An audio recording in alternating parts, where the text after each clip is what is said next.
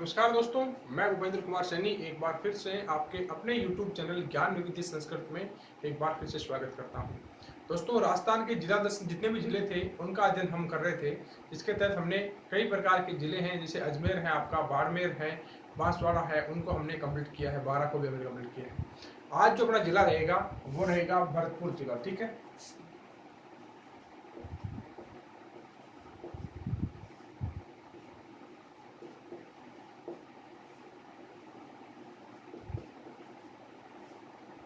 भरतपुर जिला रहेगा। क्या रहेगा? भरतपुर जिला। ठीक है, भरतपुर जिला। अब इसकी बात करेंगे कुछ इसके हिस्टोरिकल फैक्ट की भी और इसके कुछ ज्योग्राफिकल फैक्ट के भी। किसे किस नाम से जाना जाता है, क्या कारण है, किसकी यहाँ पर कह सकते हो कि शासन रहा, सारी चीज़ों की हम बातें करेंगे। ठीक है, भरतपुर की बात करें तो अगर इसकी बात करें तो इसे कहा जाता है राजस्थान का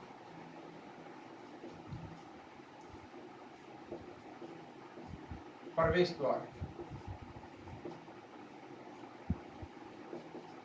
ठीक है, आपको याद रखना है राजस्थान का प्रवेश द्वार एक क्या कहता है? राजस्थान का प्रवेश द्वार याद रखना। अलवर को सिंह द्वार कहा जाता है, लेकिन इसे क्या कहा जाता है? प्रवेश द्वार कहा जाता है। क्या कहा जाता है? प्रवेश द्वार इसको कहा जाता है। ठीक है, अब और इसका नाम आता है राजस्थान का पूर्वी द्वार। राजस्थान का पूर्वी द्वार। क्या? राजस्थान का पूर्वी द्वार भी इसे कहा जाता है। ठीक है, राजस्थान का पूर्वी द्वार भी इसे कहा जाता है, याद रखेंगे आप। ठीक है, तो दो नाम है इसके। राजस्थान का प्रवेश द्वार। प्रवेश द्वार क्यों कहा जाता है? जो आपकी राष्ट्रीय राजधानी है दिल्ली, दिल्ली से जब प्रवेश करते हैं तो भरतपुर है जो पूर्व की साइड है। किस साइड है? पूर्व की साइड है, राजस्थान के पूर्व की साइड है। ठीक है, और जो राष्ट्रीय राजधानी उसके पश्चिम में है। तो यहाँ से जब प्रवेश करते हैं तो यही मार्ग है जहाँ पर दिल्ली में है। दिल्ली से हम दिल्ली एनसीआर से अच्छे से प्रवेश कर पाते हैं, यानी नजदीक लगता हुआ है। ठीक है, और ये पूर्वी द्वार है, राजस्थान का पूर्वी द्वार। यानी राजस्थान में आप दक्षिण से आ सकते हो और पश्चिम से आ सकते हो, पूर्व से आ सकते हो। तो इसके अंदर कह सकते हो जो इसकी लोकेशन है वो कहाँ पर है? पूर्वी साइड में है। कहाँ पे है? पूर्वी साइड में है। ठीक है, याद रखना आपको राजस्थान का प्रवेश द्वार और राजस्थान का इसे पूर्वी द्वार भी कहा जाता है। ठीक है, अब बात करें कि भरतपुर की जो स्थापना थी वो किसने की थी? इस भरतपुर की स्थापना किसने की थी? ठीक है, भरतपुर की स्थापना की बात करें, स्थापना स्थापना की थी जाट शासकों ने। किसने की थी? जाट शासकों ने। ठीक है, और जाट शासकों में सबसे इंपॉर्टेंट हुए बदन सिंह के पुत्र महाराजा सूरजमल। महाराजा सूरजमल, इन्होंने इसकी स्थापना की थी, महाराजा सूरजमल ने। ठीक है, और महाराजा सूरजमल के बारे में कहा जाता है कि इन्हें कहा जाता है जाटों का अफलातून। जाटों का अफलातून कहा जाता है इसे। क्या जाता है? जाटों का अफलातून, महाराजा सूरजमल ने। और ये कब की थी इन्होंने? जब मारवाड़ के अंदर कह सकते हो मराठों और पिंडारियों का आक्रमण खत्म हो गया था, उसके बाद में ये स्थापना इसकी करते हैं महाराजा सूरजमल के द्वारा। ठीक है, और तिथि आपको याद रखनी है, डेट इनकी 1733 में स्थापना करते हैं। कब करते हैं? 1733 के अंदर भरतपुर राज्य की स्थापना करते हैं। और एक फैक्ट आपको याद रखना है, जो यहाँ के जाट वंश हैं, ये जाट वंश हैं, अपने आप को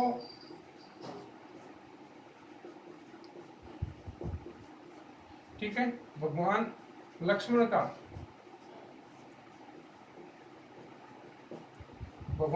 का वंशज मानते हैं। क्या मानते हैं? वंशज मानते हैं। लेकिन जो राज्य की स्थापना की है वो भरत के नाम पे की है। किसके? लक्ष्मण के भाई भगवान लक्ष्मण के भाई भरत के नाम पर भरतपुर की स्थापना की। किसके नाम पे? भरतपुर की। ठीक है,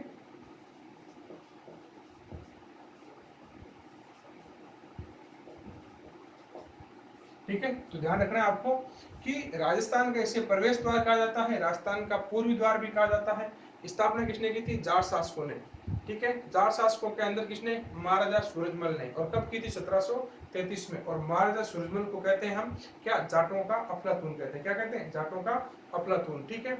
और जाट वंश अपने आप को भगवान लक्ष्मण का वंश मानते हैं। गलती मत करना, क्योंकि भरतपुर यहाँ पे भरत नाम आया है और यहाँ पे लक्ष्मण है, तो अपने आप को किसका वंशज मानते हैं? लक्ष्मण का वंशज मानते हैं। और भरतपुर नगर है वो भरत के, जो राजा दशरथ के पुत्र थे भरत, लक्ष्मण के भाई कह सकते हो, उनके नाम पर इनकी स्थापना की गई है। ठीक है, तो ये फैक्ट आप ध्यान रखेंगे। अब इसके बाद में चर्चा कर लें कुछ और फैक्ट की।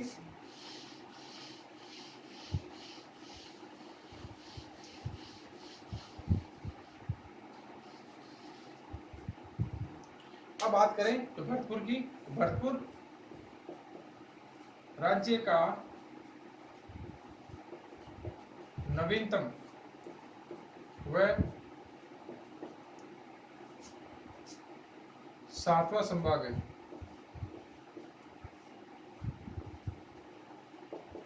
नवीनतम व 7वां संभाग है। ये बनता है आपके 2005 में। कब बनता है? 2005 में, याद रखेंगे। इन राज्य का ये नवीनतम व 7वां संभाग है। कौन सा?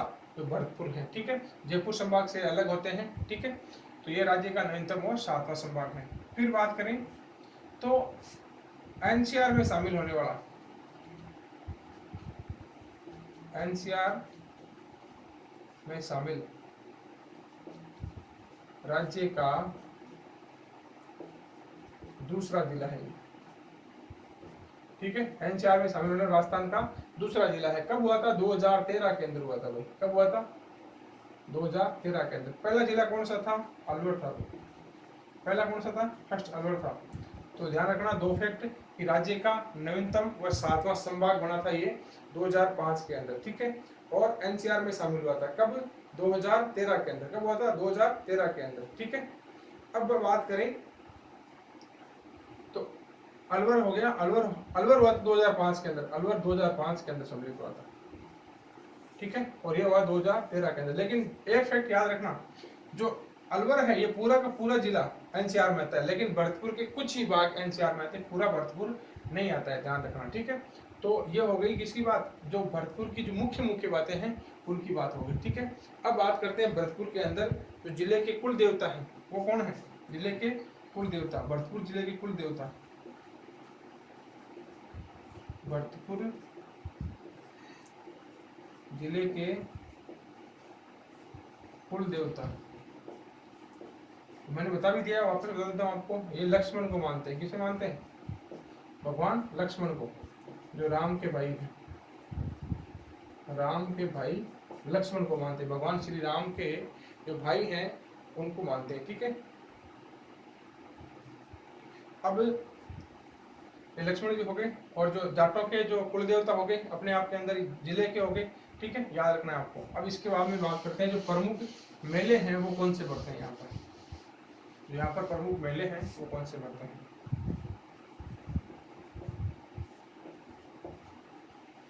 प्रमुख मेले।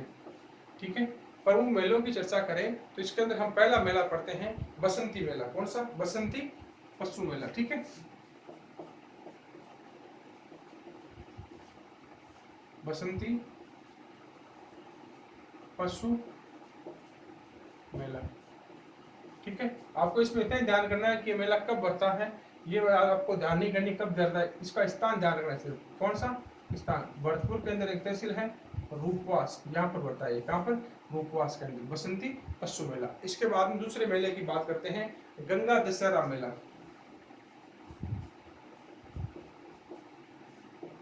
गंगा दशहरा मेला ये बढ़ता आपका कामा भरतपुर के अंदर। कहाँ पे?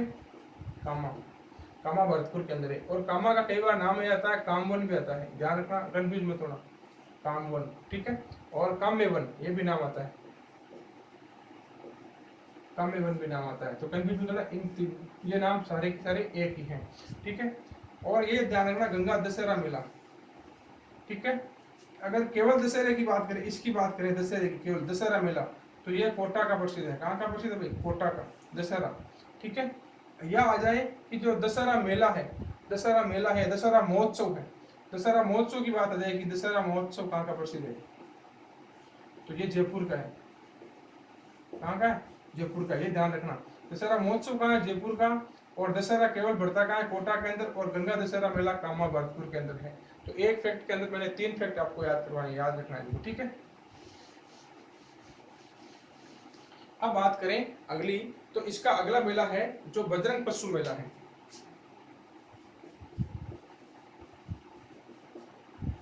बजरंग पशु मेला, और ये बढ़ता है आपका उज्जैन के अंदर। ध्यान रखना, गलती मत कर देना, उज्जैन मत लिख देना, उज्जैन है ये, ठीक है, उज्जैन। और ये उज्जैन अलग है, उज्जैन है ये एमपी के अंदर है, ठीक है। और ये उज्जैन है, उज्जैन है, क्या है? उज्जैन। याद रखना कहाँ है? उज्जैन, ठीक है। तो इसके बाद में अगला मेला है, वो मेला है कौन सा? जसवंत पशु मेला। कौन सा? जसवंत पशु मेला।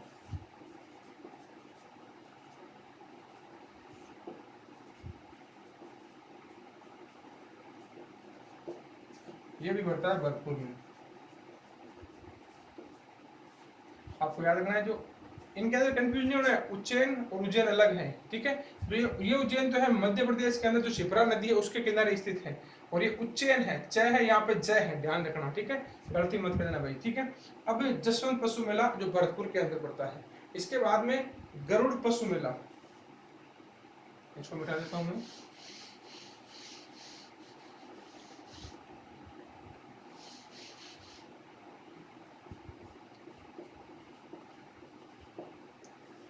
गरुड़ पशु मेला, तो ये बढ़ता है वंशी पहाड़पुर।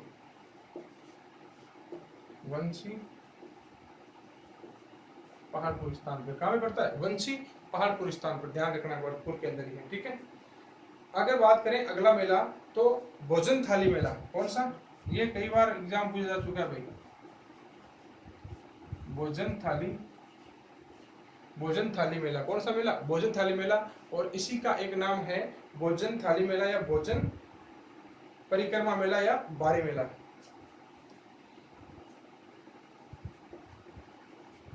भोजन बारी मेला या भोजन थाली परिक्रमा मेला, ठीक है।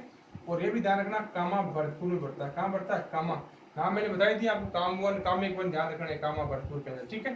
कामा भरतपुर के अंदर पड़ता है भोजन थाली मेला। ये कई बार पूछा जा चुका है एग्जामों के अंदर, ठीक है। अब बात करें अगले ब्रज महोत्सव की। किसकी? ब्रज महोत्सव।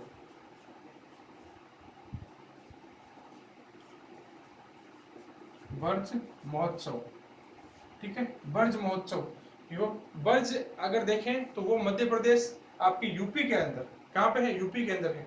लेकिन बात करें तो यहाँ पर ब्रज महोत्सव बढ़ता है, ये पास में रहता है उत्तर प्रदेश के, ठीक है।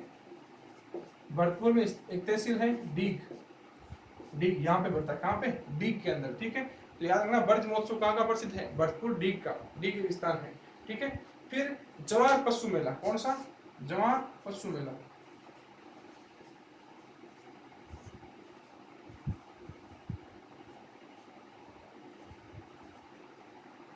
जवार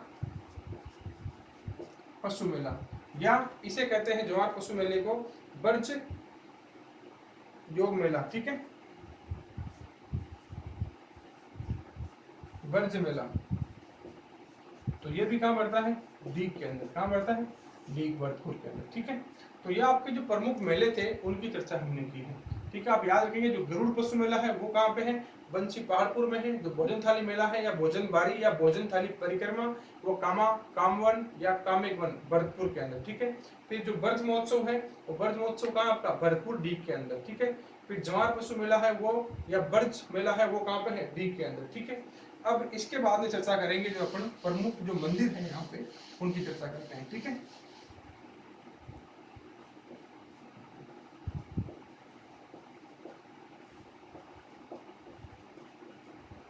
प्रमुख मंदिर की चर्चा करते हैं। प्रमुख मंदिर के अंदर जो पहला मंदिर पढ़ेंगे अपन, उसका नाम है गंगा मंदिर। कौन सा? गंगा मंदिर, ठीक है।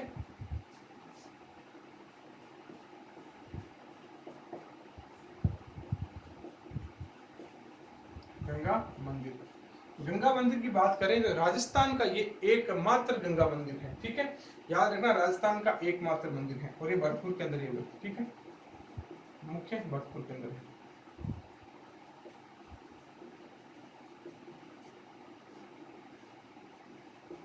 राजस्थान का एकमात्र गंगा मेला, राजस्थान का एकमात्र गंगा मेला है। गंगा मंदिर, जो गंगा मंदिर, सॉरी गंगा मेला ना, मंदिर मंदिर भी हो गया, मेला भी हो गया, मेला भी होता है अभी, ठीक है। गंगा मंदिर राजस्थान का एकमात्र गंगा मंदिर है, ठीक है। अब इसकी बात करें, जो इसकी स्थापना किसने की थी, इसकी स्थापना की थी, निर्माण है वो बलवंत सिंह ने शुरू करवाया था। किसने करवाया था? बलवंत सिंह ने, ठीक है। निर्माण जो शुरू कराने का श्रेय जाता है वो किसे जाता है? बलवंत सिंह को। और जो पूरा कराने का श्रेय है वो जाता है विजेंद्र सिंह को। किसको जाता है? विजेंद्र सिंह को। पूर्ण विजेंद्र सिंह, ठीक है। तो ध्यान रखना, निर्माण कार्य है वो महाराजा बलवंत सिंह के द्वारा प्रारंभ किया जाता है और जो पूर्ण है वो विजेंद्र सिंह द्वारा, जो महाराजा विजेंद्र सिंह है उनके द्वारा किया जाता है, ठीक है। और इसकी बात ध्यान रखना कि ये 2 शैलियों में बना हुआ है। कितनी शैलियों में? 2 शैलियों में ये मंदिर है, 2 शैलियों में, मुगल शैली और बौद्ध शैली।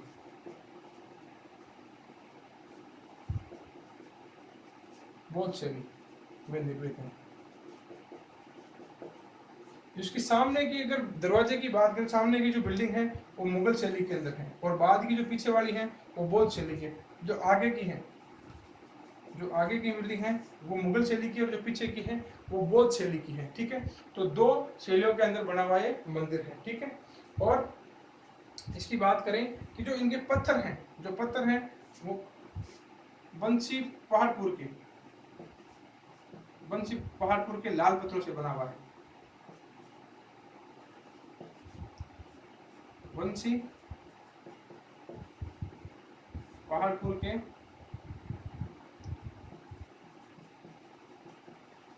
लाल पत्थरों से निर्मित है, लाल पत्थरों से निर्मित है, ठीक है। वंशी पहाड़पुर के लाल पत्थरों से ये निर्मित है। तो आप ध्यान रखेंगे, गंगा मंदिर जो भरतपुर के अंदर है, राजस्थान का एकमात्र गंगा मंदिर है। राजस्थान का क्या है? एकमात्र गंगा मंदिर है और ये 2 शैलियों के अंदर बना हुआ है, मुगल शैली और बौद्ध शैली के अंदर, और ये बंसी पहाड़पुर के लाल पत्थरों से बना है। निर्माण शुरू करवाया महाराजा विजेंद्र सिंह ने, नहीं सॉरी बलवंत सिंह ने, और पूर्ण करवाया था विजेंद्र सिंह ने, ठीक है। तो यह ध्यान रखेंगे आप, राजस्थान का कौन सा? गंगा मंदिर, ठीक है। अब आगे बढ़े तो अगला मंदिर जो पढ़ेंगे वो लक्ष्मण मंदिर। कौन सा? लक्ष्मण मंदिर।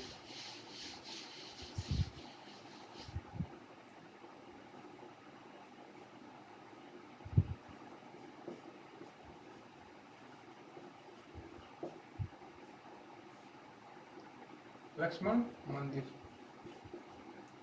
ठीक है। ये भी भरतपुर के अंदर ये स्थित है, ठीक है। लक्ष्मण मंदिर जो भरतपुर के अंदर ही स्थित है। और आप, मैंने बताया था आपको, जो भगवान लक्ष्मण है, श्री राम के जो भाई हैं, उन्हें ये क्या मानते हैं? ये मानते हैं अपना, इनको कुल देवता मानते हैं। क्या मानते हैं? कुल देवता मानते हैं।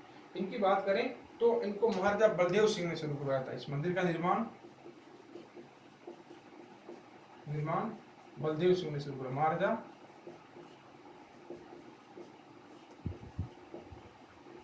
बलदेव सिंह ने शुरू करवाया था,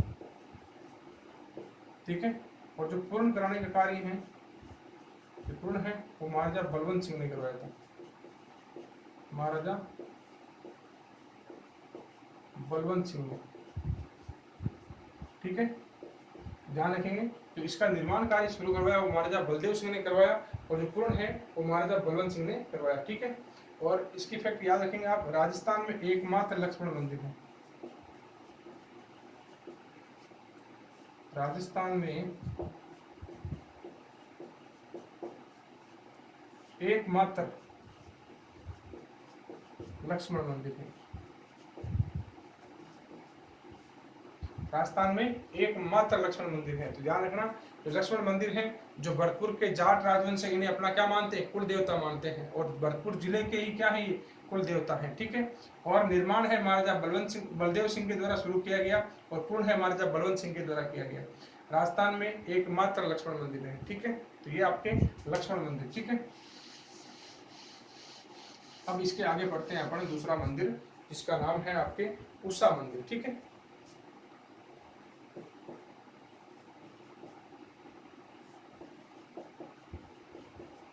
उषा मंदिर, उषा मंदिर आपका स्थित है बयाना के अंदर। कहाँ पे?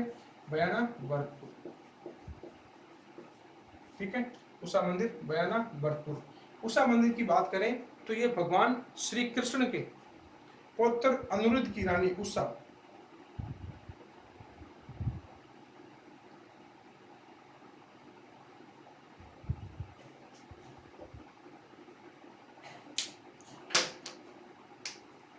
बयाना के अंदर स्थित है। और इसका जो निर्माण है वो भगवान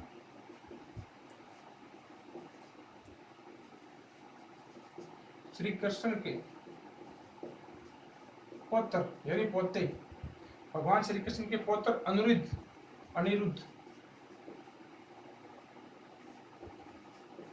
की पत्नी का है, ठीक है। और इसका जो निर्माण कार्य है, जो निर्माण है वो करवाया था चित्रलेखा ने। और चित्रलेखा कौन थी? तो याद रखना, जो उज्जैन का महाराजा था महिपाल, उज्जैन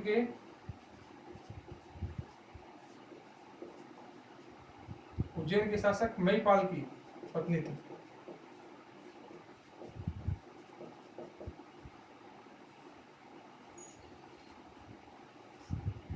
उज्जैन के शासक महिपाल की पत्नी थी। याद रखना, निर्माण कई बार पूरा जा चुका है चित्रलेखा द्वारा। किसके द्वारा किया गया?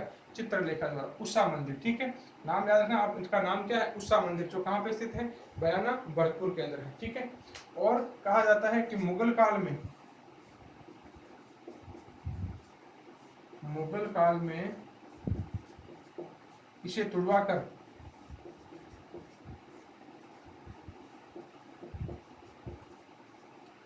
तुड़वाकर यहाँ जो मुगल शासक थे उन्होंने उषा मस्जिद बना दी थी। क्या बनाती थी? उषा मस्जिद का नाम दे दिया था। किसका? उषा मस्जिद बना दी थी। लेकिन कालांतर में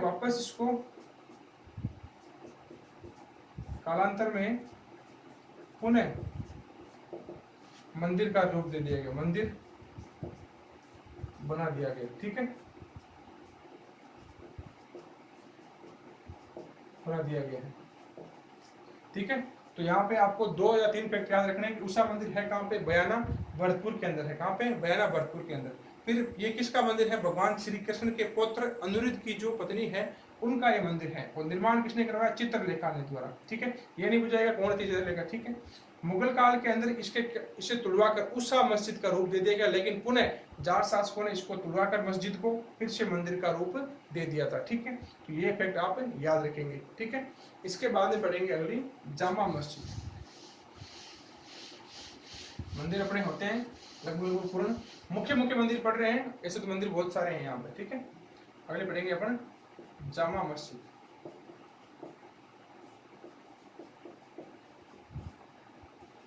देखिएगा गजब का फैक्ट मिलता है जामा मस्जिद के अंदर। जामा मस्जिद कह सकते हो, जो मुस्लिम धर्म के कह सकते हो कि एक पवित्र स्थान है, पूजा स्थल है। लेकिन इसका जो निर्माण है वो हिंदू शासक के द्वारा करवाया गया था। याद रखना किसके द्वारा? महाराजा बलवंत सिंह द्वारा। ये कई बार पूछा जाता है, महाराजा बलवंत सिंह द्वारा निर्माण करवाया गया, ठीक है। निर्माण ध्यान रखना महाराजा बलवंत सिंह के द्वारा किया गया। और इसे कहा जाता है, इसी मस्जिद को कहा जाता है कौमी एकता का प्रतीक। कौमी एकता का प्रतीक कहा जाता है। राजस्थान के अंदर अगर कौमी एकता का प्रतीक किसी भवन की बात करें तो वो किसे कहा जाता है? जामा मस्जिद को कहा जाता है। किसे कहा जाता है? जामा मस्जिद को, ठीक है।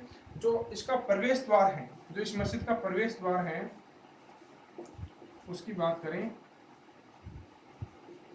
जो प्रवेश द्वार है, ये प्रवेश द्वार जो फतेहपुर सीकरी के अंदर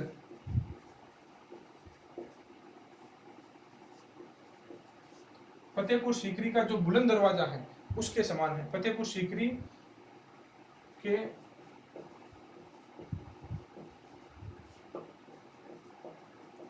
बुलंद दरवाजे के समान है। फतेहपुर सीकरी आपकी यूपी के अंदर है, ध्यान रखना। कहाँ पे? उत्तर प्रदेश, आगरा के अंदर है। ठीक है, इसका प्रवेश द्वार है वो किससे मिलता जुलता है? जो फतेहपुर सीकरी का बुलंद दरवाजा है उसके समान है। ठीक है, तो ये आपके प्रमुख जो मंदिर है और मस्जिद थी वो कंप्लीट होती है। याद रखना, जामा मस्जिद महाराजा बलवंत सिंह के द्वारा इसका निर्माण कराया गया।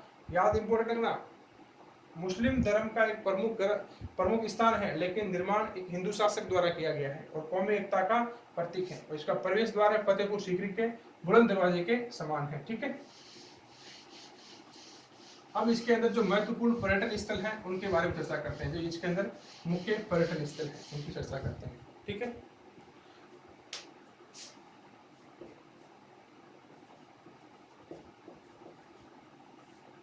पर्यटन व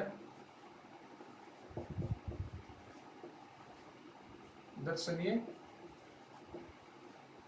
स्थल, इनकी चर्चा करते हैं। मुख्य पर्यटन और दर्शनीय स्थल की जो भरतपुर है उनके अंदर मुख्य पर्यटन स्थल और दर्शनीय स्थल कौन कौन से हैं। ठीक है, तो कई प्रकार के हम दुर्ग पढ़ेंगे इसके अंदर और कई प्रकार की बाकी चीजें भी अपन पढ़ेंगे। ठीक है, बात करें पहले लोहागढ़ दुर्ग। लोहागढ़ दुर्ग, ठीक है, लोहागढ़ दुर्ग मेन विशेषता ध्यान रखना, नाम तो लोहागढ़ दुर्ग है लेकिन जो निर्मित है वो मिट्टी से है। ये दुर्ग किससे निर्मित है? मिट्टी से निर्मित है। और बात करें कि ये लोहागढ़ दुर्ग है, ये बनाया किसने? महाराजा सूरजमल ने बनाया था। किसने बनाया था? महाराजा सूरजमल। निर्मित है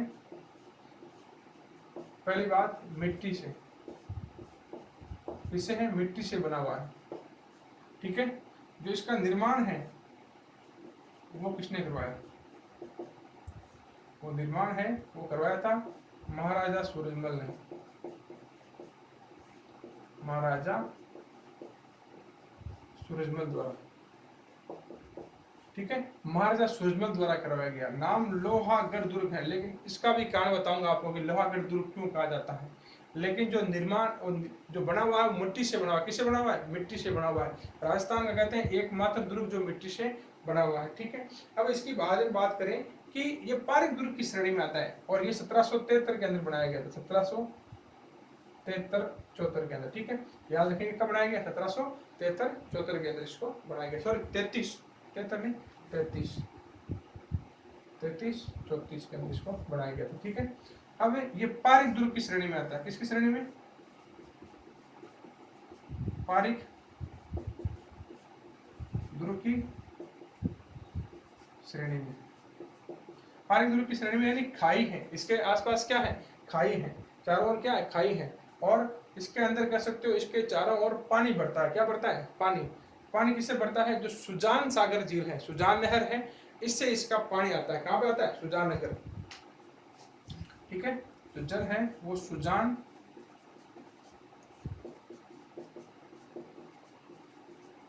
गंगा नहर द्वारा, सुजान गंगा नहर के मोती झील द्वारा। किसके द्वारा? मोती झील का पानी यहाँ आता है।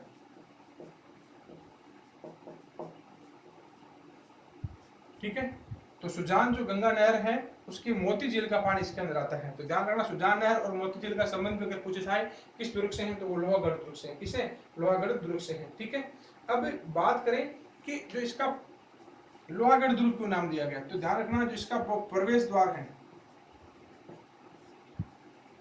जो प्रवेश द्वार है वो अष्ट धातु का है।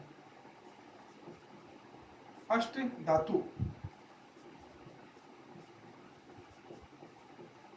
यानी अष्ट धातु यानी लोहा का बना हुआ है। किसका बना हुआ है? लोहा का। और कहा जाता है कि जो इसके दुर्ग का जो मुख्य द्वार है ये पहले क्या था? ये पहले था चित्तौड़गढ़ दुर्ग में। कहाँ पे था? चित्तौड़गढ़ दुर्ग में। और मुगल आगरान था, जब चित्तौड़ पे आक्रमण होता अलाउद्दीन खिलजी के द्वारा, ये इसे ले गया था। कहाँ पर? अलाउद्दीन खिलजी के द्वारा जो दिल्ली का लाल किला है वहां पर ले जाया गया था। फिर दिल्ली पर महाराजा सूरजमल के बेटे द्वारा चढ़ाई की जाती है महाराजा सूरजमल की मृत्यु के बाद। ठीक है। उसके बाद में ये दरवाजा वहां से दिल्ली के लाल किले से तोड़कर वापस यहाँ पे लगाया जाता है लोहागढ़ दुर्ग पर, चित्तौड़ नहीं लोहागढ़ दुर्ग पर, तब से इसका नाम पड़ गया लोहागढ़ दुर्ग, ठीक है। अष्टधातु दरवाजा बहुत ही मुख्य बात इसकी ध्यान रखना, अष्टधातु दरवाजा है। कौन सा? अष्टधातु दरवाजा, जो पहले चित्तौड़गढ़ के दुर्ग में होता था, इसको कि मुगल शासक औरंगजेब के द्वारा कहाँ ले जाया गया था, जो आपके कह सकते हो लाल किले के अंदर लगा दिया गया था यह, ठीक है। और फिर इसको वहां से तोड़कर कौन लाया है, जो आपके जाट राजवंश से भरतपुर के वो ले आए थे, ठीक है। महाराजा सूरजमल के बेटे द्वारा लाया जाता है, ठीक है। और ये दरवाजा कहाँ पर लगा दिया जाता है, जो लोहागढ़ दुर्ग है, इसके कारण इसको कहा जाता है लोहागढ़ दुर्ग, ठीक है। अब इसके अंदर बात करें तो ये दुर्ग अजय रहा, ये दुर्ग अजय रहा, यानी कभी भी कोई शासक इस दुर्ग पर अपना कब्जा नहीं कर सका। यहाँ तक कि जो अंग्रेज हैं वो भी इस पर अधिकार नहीं कर सके थे, ठीक है। 1803 के अंदर जो लॉर्ड लेक था उसने भी आक्रमण किया था, लेकिन ये भी इसको नहीं जीत पाया था। कौन? लॉर्ड लेक भी इसको नहीं जीत पाया था, ध्यान रखना, लॉर्ड लेक भी इसको नहीं जीत पाया था। इस दुर्ग को अजय दुर्ग की श्रेणी के अंदर इसको गिना जाता है, ठीक है। और जब राजस्थान की स्थापना नहीं हुई थी उससे पहले राज्य में निर्मित अंतिम दुर्ग है, राज्य में निर्मित अंतिम दुर्ग है, ठीक है। और फैक्ट की बात करें तो यहाँ किशोरी देवी का महल है। क्या है? किशोरी देवी का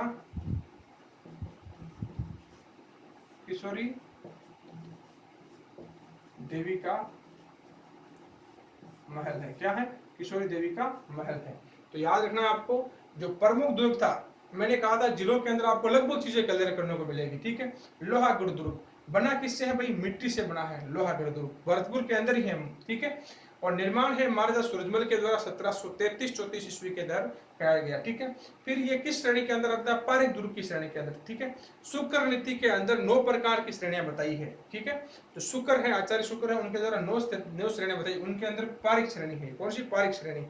अब इसके अंदर जो पानी है, पारिक दुर्ग की जो खाई, पारिक दुर्ग जिसे कहते हैं कि जिसके और चारों ओर क्या हो? खाई हो। इस खाई के अंदर पानी आता है सुजान गंगा नहर की मोती झील के द्वारा। किसके द्वारा? मोती झील के द्वारा। और ये दुर्ग अजय रहा। 1803 में अंग्रेज अधिकारी लॉर्ड लेक भी इसको कह सकते हो कि हथियाने का प्रयास करता है, लेकिन नहीं हथिया पाता है।